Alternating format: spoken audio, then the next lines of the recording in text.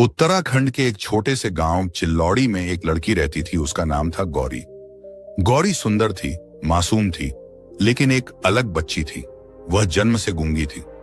लोगों ने उसका नाम तक बदल डाला था। कोई उसे मूक बुलाता, कोई अभागिन, और कुछ तो कहते ऐसी लड़की को पालने का क्या फायदा। गौरी की मां धनवंतिका एक विधवा थी।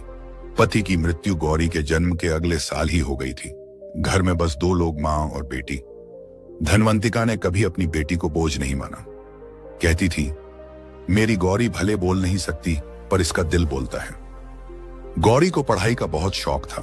वह गांव के स्कूल में पढ़ती थी, इशारों से सब समझती थी, लिखने में तेज थी, चित्रकारी में अव्वल।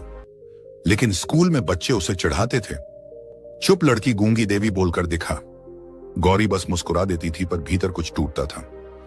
एक दिन स्कूल की शिक्षिका मीनाक्षी मैडम ने नोटिस किया कि गौरी कागज पर कुछ असाधारण चित्र बनाती है, जैसे किसी को गले लगाना कि आंखों से गिरते आंसू। मैडम ने कहा, इस बच्ची में कुछ अलग है, इसे पंख दो, ये उड़ जाएगी। जिले स्तर पर एक चित्रकला प्रतियोगिता हुई। मीनाक्षी मैडम ने गौरी को उसमें भेजा। पहली बार वह गांव से बाहर निकली। गौरी ने अपनी आत्मा से चित्र बनाया, एक मां और बेटी की जोड़ी, एक जंगल, और ऊपर लिखा एक वाक्य, जो होता है अच्छे के लिए होता है। लेकिन परिणाम आया, गौरी का नाम नहीं था। वह उदास हो गई। मां ने उसके बाल सहलाते हुए लिखा, गौरी याद रख, जो होता है अच्छे के लिए होता है। अभी नहीं हुआ, इसका मतलब कहीं और बड़ा कुछ होगा।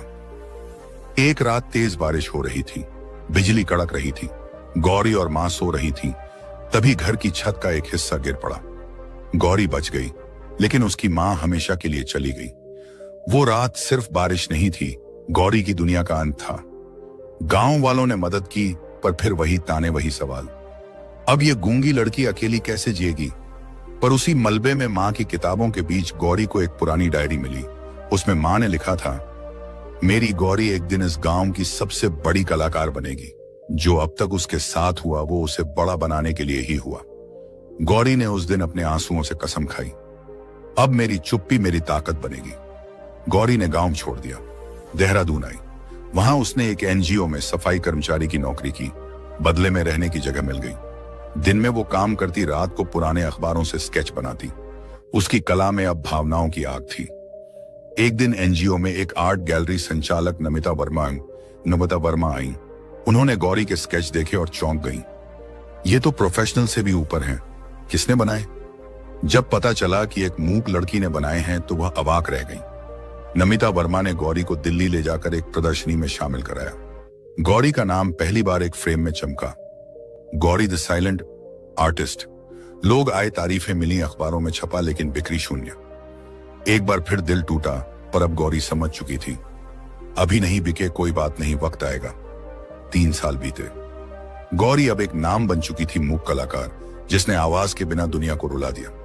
फिर एक दिन उसके जीवन का सबसे बड़ा मोड़ आया। लंदन की एक आर्ट यूनिवर्सिटी ने उसे स्कॉलरशिप दी। गौरी विदेश गई, बोल नहीं सकती थी, पर उसकी कला बोलती थी।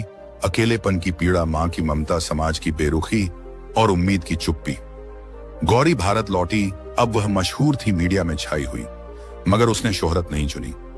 उसने अपने गांव चिल्लौड़ी में एक आर्ट स्कूल खोला, मां की पाठशाला। उसने गांव की बेटियों को फ्री में सिखाना शुरू किया। मूक, अंधी, विधवा, तलाकशुदा, जो भी चाहती वहां सीख सकती थी। उसकी पहली शिष्या थी रेखा, जो खुद भी समाज की ठुकराई हुई लड़की थी। गांव में जिस जगह उसे कभी गूंगी कहा गया था, उसी जगह अब पंचायत भवन के बाहर एक बोर्ड लगा था, गौरी हमारी चुप कलाकार, गांव की शान। वह दिन आया जब उत्तराखंड सरकार ने उसे नारी गौरव सम्मान से नवाजा।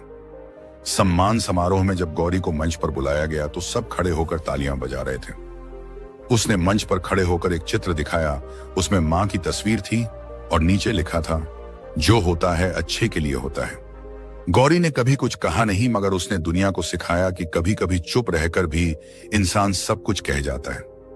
उसने दिखा दिया कि जो तिरस्कार उसे मिला, वही उसकी कला बना। जो मां की मौत ने छीन लिया, उसी ने उसे जीवन का मकसद दिया। जिस समाज ने उसे बोझ समझा, उसी समाज को उसने रोशनी दी। इस कहानी से हमें ये सीख मिलती है, जीवन में जो भी हमारे साथ होता है, चाहे वो दुख हो, अपमान हो, असफलता हो या अकेलापन, वह किसी बड़ी तैयारी का हिस्सा होता है। अगर हम हार मानने की बजाय उसे स्वीकार करें और आगे बढ़ते रहें तो एक दिन वो सब चीजें हमें वहां पहुंचाती हैं जहां हम असल में जाना चाहते थे। कभी ना भूलें, जो होता है अच्छे के लिए होता है। अगर ये कहानी आपको पसंद आई है तो इसे लाइक करें, शेयर करें और चैनल को सब्सक्राइब करना ना भूलें। मिलते हैं नई वीडियो में। धन्यवाद।